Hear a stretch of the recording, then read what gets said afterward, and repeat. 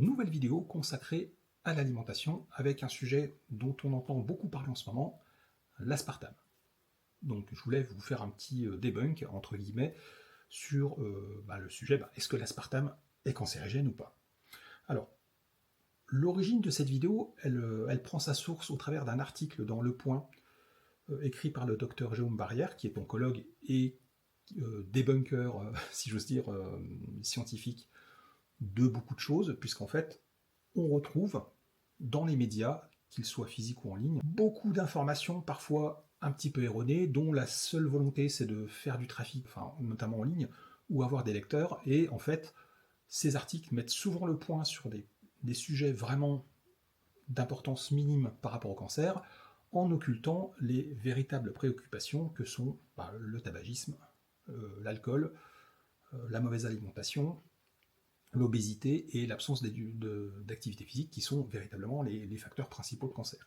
Et donc le docteur Barrière a voulu mettre en avant le fait que beaucoup de médias pointaient du doigt des sujets qui étaient anecdotiques en fait cachaient un peu la misère, puisqu'en fait au final on s'intéresse beaucoup moins aux vrais sujets. Et donc il a donné comme exemple l'aspartame. Et donc c'est ce qui m'a donné l'idée de vous faire cette vidéo. Pour documenter cette vidéo, je me suis appuyé sur plusieurs études scientifiques que j'ai d'ailleurs trouvées dans l'article, à tout seigneur, tout honneur, qui sont plutôt complètes et que j'ai analysées. Et donc voilà, je vais vous expliquer un petit peu ce qu'il en ressort, puisqu'en fait, vous allez voir, c'est pas si évident que ça.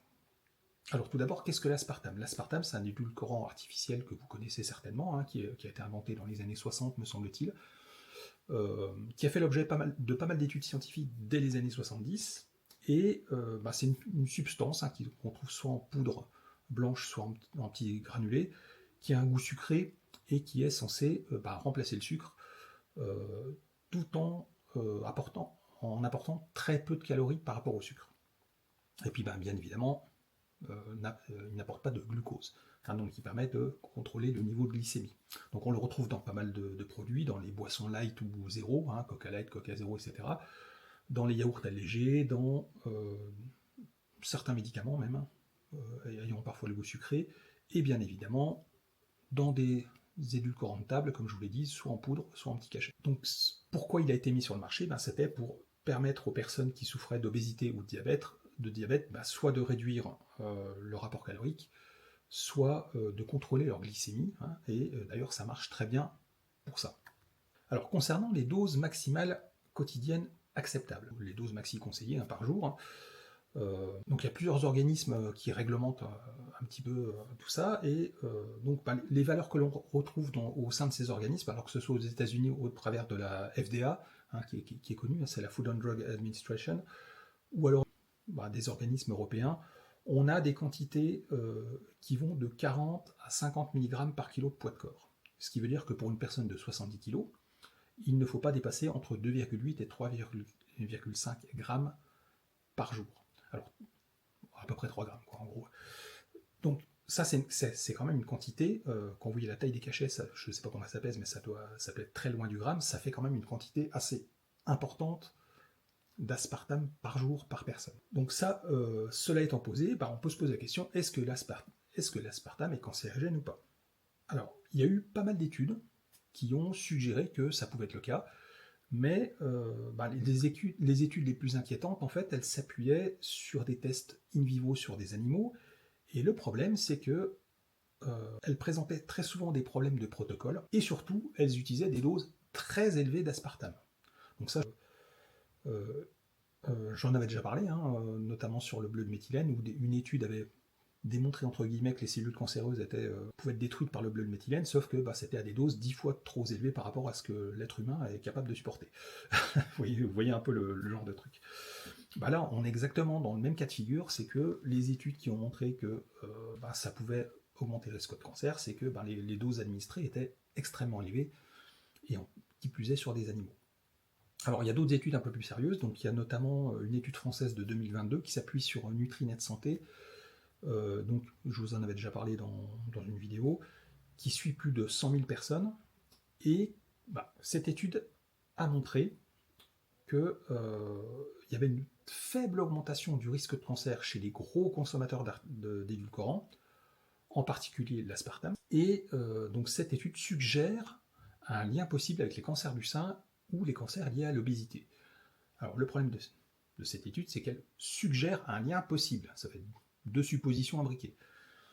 Et en plus, elle s'appuie sur de l'observation, hein, puisqu'en fait, elle fait fi, en fait, par exemple, du mode de vie, si les personnes étaient sportives, et puis de tous les autres facteurs. C'est juste un lien qui est fait entre la consommation d'aspartame et le risque potentiel de développer un cancer. Donc il y a une cohorte de personnes qui ont développé des cancers et qui consommaient de l'aspartame. Mais ça ne veut pas dire, par exemple, si, je sais pas, cancer colorectal, ça se trouve, ces personnes-là, elles mangeaient énormément de viande rouge et de charcuterie, et puis en plus, elles fumaient, en plus, elles buvaient de l'alcool, et peut-être qu'elles ne faisaient pas de sport. Donc c'est pas nécessairement parce qu'elles ont consommé de l'aspartame qu'elles ont déclenché un cancer. Vous voyez ce que je veux dire? Donc ça, c'est une étude observationnelle. Alors, il y a d'autres études, notamment une étude espagnole. Alors, toutes les études, je vous ai mis les liens dans la description de la vidéo YouTube.